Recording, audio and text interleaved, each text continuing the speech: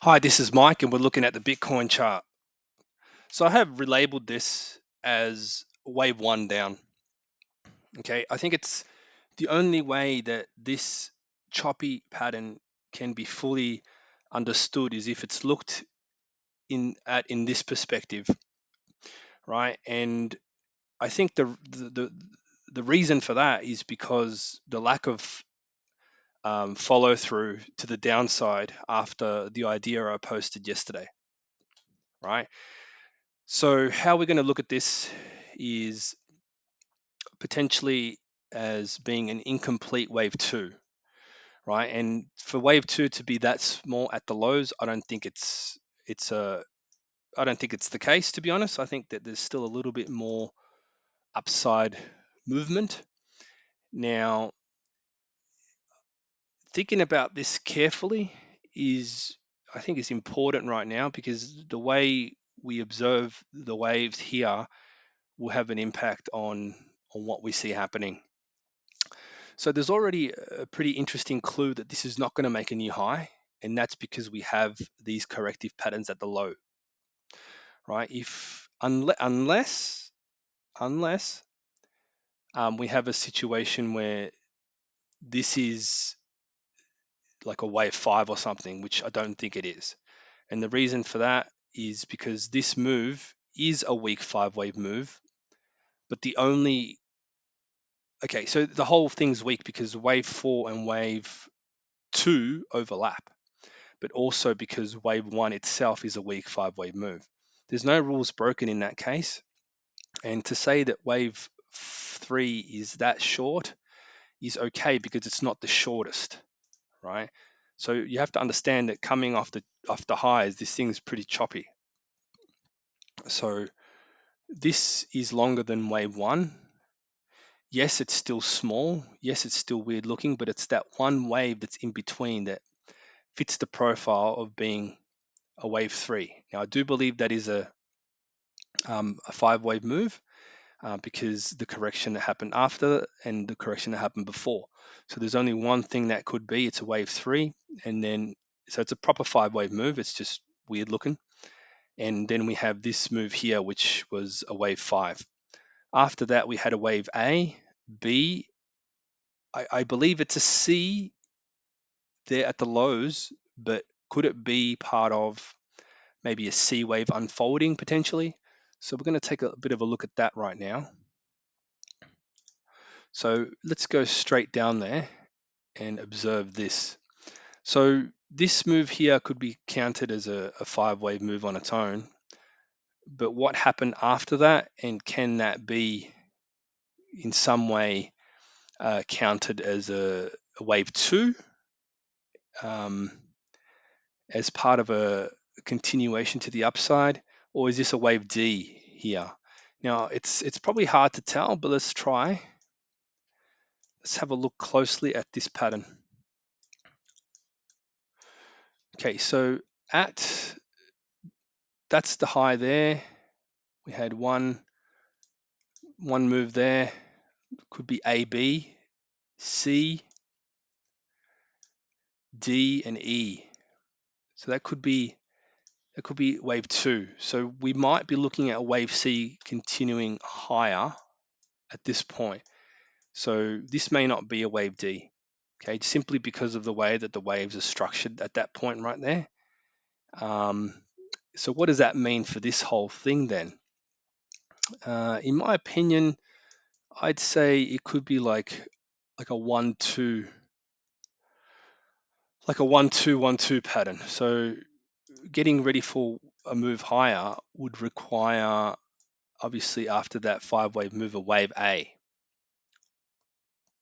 right? So I suppose first thing to check is the fib on the first move up went to 0.618, right? And then uh, fib pullback at this point from those highs, I'd expect to be back to 0.618 again, no lower.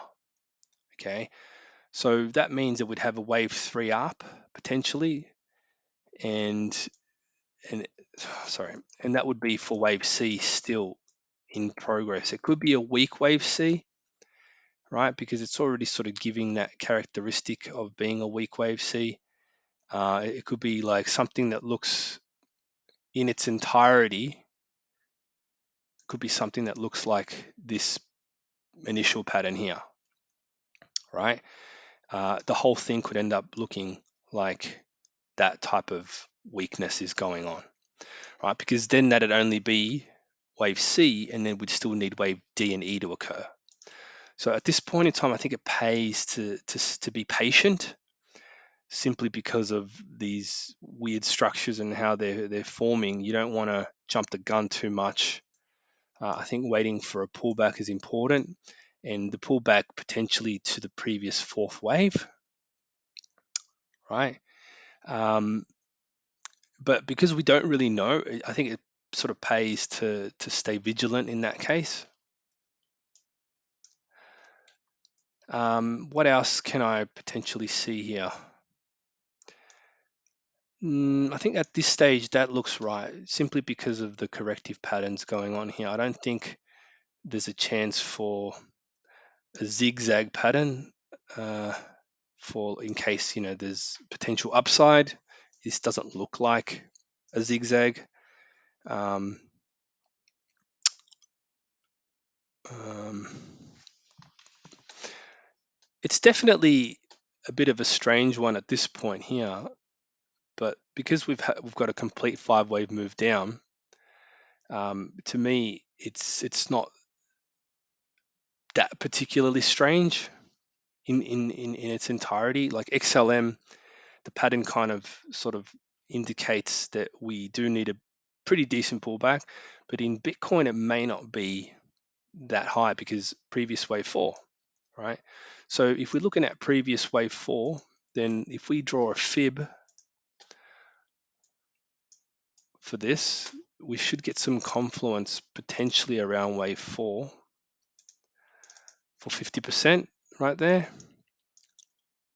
So yeah, we don't really know, but 50% could be what this is aiming for. So depending on how that goes, I suppose we just have to pay attention.